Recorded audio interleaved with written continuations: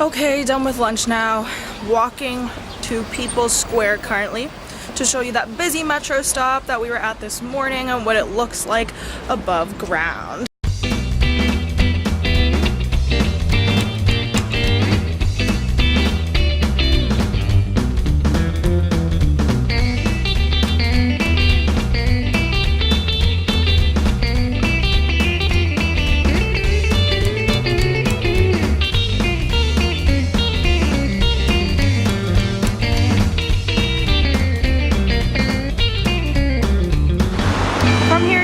People's Square in the distance. That's what that is over there. And it stretches all the way to there where you can see the Shanghai Museum. So technically we're already in People's Square. It's massive. It's this whole park to my left. But we're already in the former area where the British colonized when they came in the late 1800s, early 1900s, I believe. And so you can tell by the architecture actually because it looks kind of European around here. That building over there, this building over here, this one, 1929. And you can have this little telephone booth. Closer look at some very British looking architecture. Look at that, so British looking.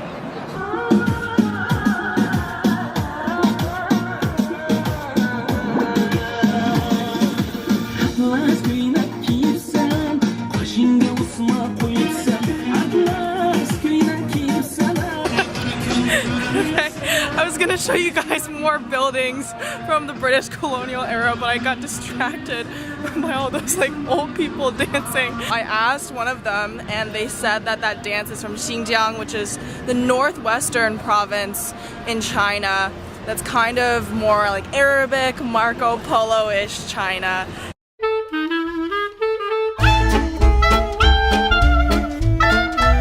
We're about to go back in the subway to go to the former French Concession because the French also colonized a part of Shanghai. The architecture is very different over there and a lot of it's been remodeled to become kind of like the hipster area of Shanghai. So let's go there now. About to cross the road trying to not get hit. Yeah, we're in the French Concession now and the first place I'm gonna take you guys here is called Tianzifang. And it's this.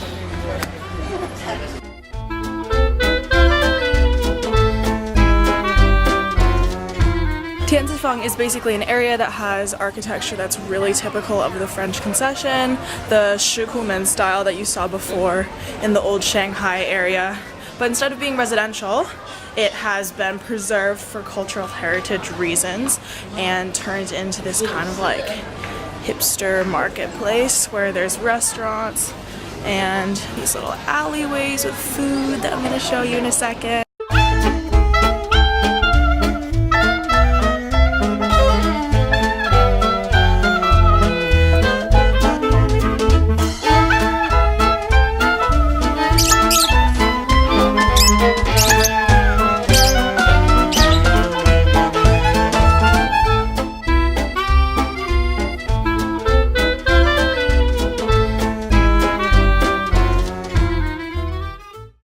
As you can tell, it's a very, very popular area with tourists, especially foreign tourists. Foreigners in general actually love the former French Concession. All the expats that live long-term in Shanghai generally choose to live around this area. And this area has some of the more Western features such as bars or cafes. We just left Tianzifang, but we're still in the French Concession. We're gonna keep walking around so you guys can get a feel for why the expats in Shanghai like it so much.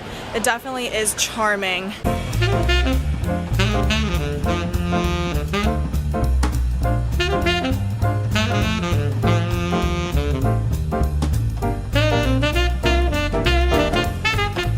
This long row of bicycles behind me, by the way, are all dockless bikes. They're super popular here in Shanghai and other major cities in China as well, especially in the French Concession area because it's really nice to bike around.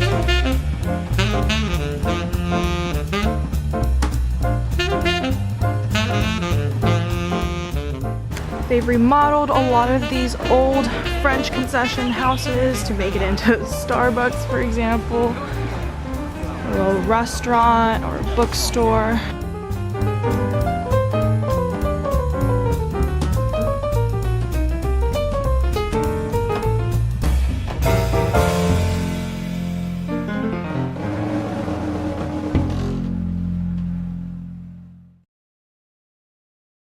We are in a park next to South Sanxi metro station. It's actually my favorite park in Shanghai because it's always really bustling with a lot of people, especially old people playing badminton. There's also people playing chess, or like a Chinese version of chess, and mahjong in the park, which is fun too. There's actually like 3 games going on right in front of me right now.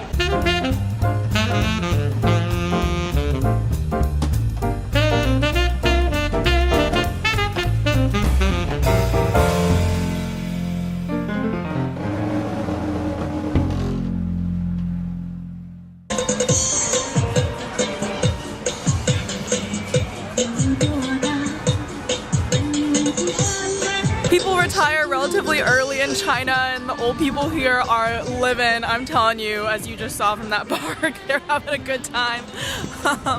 Yeah, but that about ends it for the French Concession area of Shanghai. We're now headed to what is probably the most touristy area of the city, which is going to be the Bund and Nanjing Road.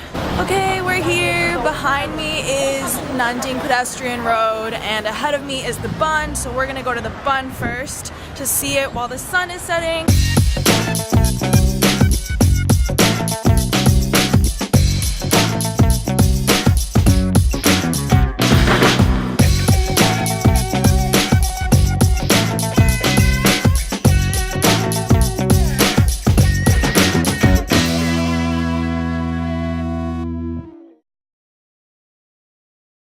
We've made it to the Bund, one of the most famous spots in Shanghai. You can see Pudong, which we visited this morning, behind me. And on the other side, on Puxi, you can see all these buildings that the British built, once again, when they colonized a part of Shanghai. Very European architecture, but with Chinese flags on top of it now because the Communist Party took that shit over after the Civil War.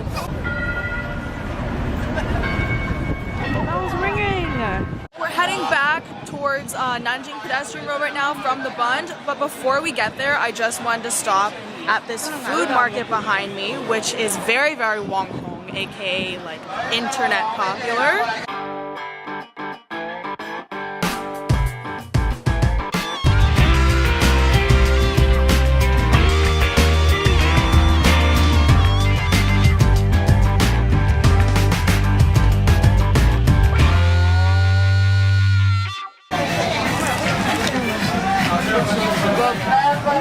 Okay, so we are at our final stop, which is Nanjing Pedestrian Road.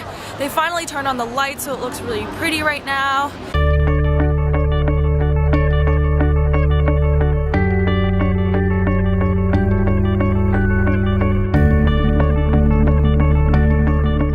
Take one last look at Nanjing Road and Shanghai because this is the end of the video. Thank you guys so much for watching and for exploring Shanghai with me for the whole day. Hopefully you get a better idea of what Shanghai is like as a city now, and I will see you guys next Wednesday.